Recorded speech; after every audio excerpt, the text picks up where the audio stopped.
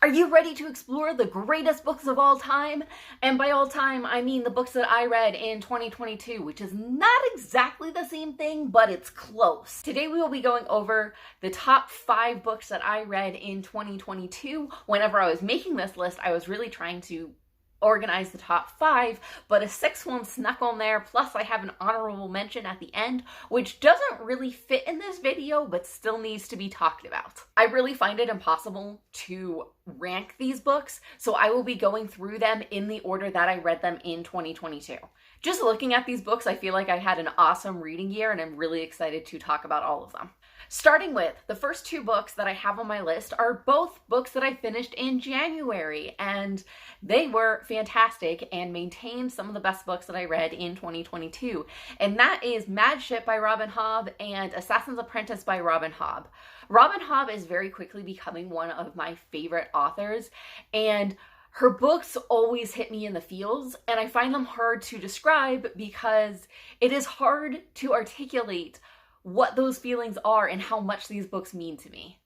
Starting with Assassin's Apprentice. Assassin's Apprentice is the first book in the Farseer trilogy. It is also the first book in the Realm of the Elderlings, which is a universe encompassing several of Robin Hobb's series. Assassin's Apprentice is about a young boy who is the illegitimate son of one of the princes in this kingdom. The royal family in this kingdom has decided to take the keep your enemies close very seriously, and they decide to raise Fitz, the illegitimate son, to be the court assassin. We meet Fitz when he was very young. I believe he's about 5 years old whenever we meet him in the beginning of the book. It's really about him growing up in a place that's kind of hostile to his presence and him finding where he belongs in a world that doesn't accept him. There's not a lot of assassinating going on in this book because it's ultimately a coming of age story. It is a very slow character deep dive, and it is the book that made me realize how much I enjoy character-focused stories and don't care about plot as much.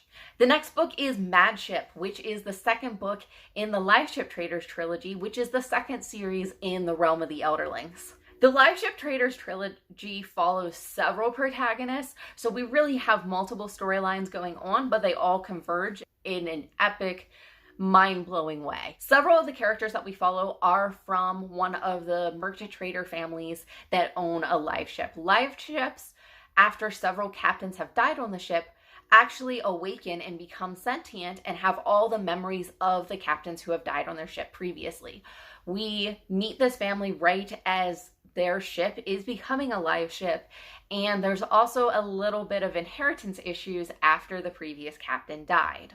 We're also following a pirate who intends to capture a live ship, but since the live ships are like the best, fastest, most shippiest ship on the sea, since the live ships are the best, fastest ships on the sea, they are hard to catch. But this pirate is determined that he can outwit a live ship, and he wants to capture one of those so that way he can be the pirate king.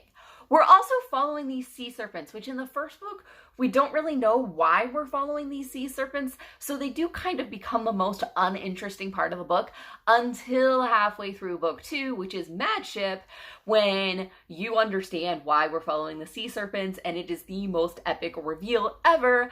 Totally mind-blowing. I absolutely love this book. Mad Ship also features one of the best ruined cities I have ever seen in fantasy. It is better than Rivendell and Lothlorien, which I know is a bold claim because Rivendell and Lothlorien are some of my favorite fantasy cities. But we discover the ruined city of the Elderlings in Mad Ship.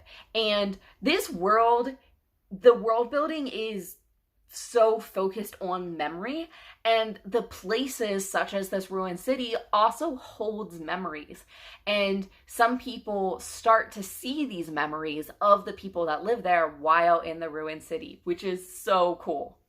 The next book I have on my list is Legends and Lattes.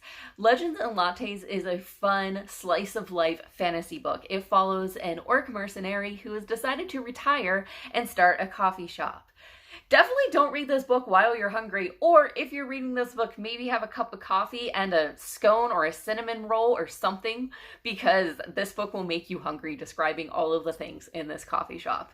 The largest plot of this book is the success or failure of this coffee shop, this orc trying to figure out how to run a successful business. We also have a subplot of the dark underbelly of the city, which wasn't my favorite part of the story, but I do think it was important for our main character's character progression, because her automatic response to conflict is to pick up her sword and fight her way out of things, but she's decided to give up that life and really focus on being a business owner, and she contends with that throughout the story. It is one of my favorite stories that I read this year. Obviously, that's why it's on this list. It is super fun, and if you want a slice of life fantasy that makes you hungry, definitely check this one out. The next book on my list is also a baking fantasy. It's not slice of life though. This one has a lot more plot, but it is equally as fun. This book is The Wizard's Guide to Defensive Baking. In A Wizard's Guide to Defensive Baking, all the characters who have a magic specialty, and our protagonist's specialty is baking. She makes the best, fluffiest, most delicious baked goods in the kingdom. And she, very early in the book, gets caught up in a murder investigation because someone is murdered in her bakery. While she's caught up in this murder investigation, she also finds out there's this coup going on trying to overthrow the queen, and she inadvertently gets caught up in that too. The whole time she's going, I'm just a baker wizard, all I can do is bake things, but she also is willing to do her part to help the kingdom. She has a fun gingerbread companion, and she schemes ways to make gingerbread men defend the city. It's very entertaining. Also, don't read this one if you're hungry, or maybe read it with a gingerbread man and a cup of tea or coffee or whatever your preferred beverage is. The next book on my list is A Game of Thrones, and oh my gosh, did this book take me by surprise. Honestly, this whole world.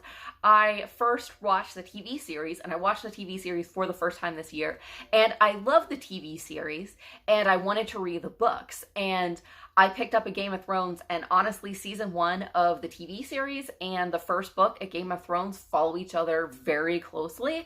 It was honestly wonderful to see an adaptation that was that close to the book. I absolutely loved following the characters in this story. These are very interesting, complex, nuanced characters, and that is something that I enjoy in all my stories. I'm sure I don't have to give an explanation of what A Game of Thrones is about or what the A Song of Ice and Fire series is about, because it's such a cultural phenomenon and like everyone knows, right? But I'll go ahead and give a very basic description. So there is a issue of succession, and we follow multiple characters, some of whom are trying to become the most powerful person in the kingdom, either through claiming the throne or becoming very close to the person who's on the throne and essentially controlling them.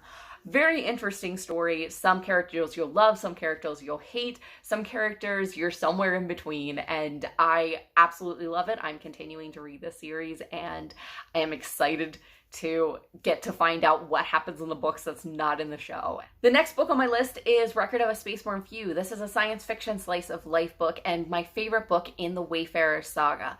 The Wayfarer's Saga is made up of companion books, but we follow different characters, so they can be read as separate books or they can be read as a series. In Record of a Spaceborn Few, we are following the humans on the Exodus fleet. The Exodus fleet is the fleet that took humans from a dying Earth. They had to flee Earth, but then found out that alien worlds weren't always accepting of humans. So many of them decided to stay on the fleet and make that their home. We pick up the story several generations later, just following these people doing their day-to-day lives on the Exodus fleet. This book is really about finding what home and family means and what it might mean to each person. It is one of my favorite stories and one that I've probably reread the most. Definitely the one that I've reread the most on this list. I've come back to this series year after year. It is deep and thought-provoking, but it is also one of my comfort reads, and it's a really beautiful story. If you've not checked out Becky Chambers, I recommend checking out at least one of her books and seeing if she's for you. Especially if you love character-driven stories or just character exploration stories, definitely check out Becky Chambers. And the final book on this list, this is a book that I'd recommend to people of all ages, but it is a middle grade book that missed making my top 5 middle grade book list simply because I filmed that video first and then I finished this book on December 31st after I had already filmed and edited my middle grade video. So it's getting attached to this video. This is a prequel in the Wings of Fire series, and I honestly wasn't sure if I would enjoy it just because the prequels can be hard to do, but this one worked out well. I honestly think that you could jump into the Wings of Fire series with this book. It's very low commitment. The story wraps up in a single book, unlike the Wings of Fire books that continue on for 5 books. And I think this is an excellent way to test the waters and see if you would enjoy it. Darkstalker is ultimately a corruption arc story. We follow the protagonist Darkstalker on his decline, which is part of why I wasn't as sure if I would like this book, because whenever I read the main Wings of Fire series, I knew Darkstalker by his worst characteristics, but we really get to see a different side of him in this book. We follow 3 points of view in this book. 2 of them are friends of Darkstalker's, so we also get to see Darkstalker's decline through his friend's eyes, which makes the story all that more tragic because it feels both avoidable and inevitable. And it's a beautifully told, well-constructed tragedy. We also get to explore the Night Kingdom in its days of glory, which is something that obviously in the main series we're seeing after the days of glory of the Night Kingdom. So a really interesting book, wonderful tragedy. If you're into that kind of thing, definitely recommend it.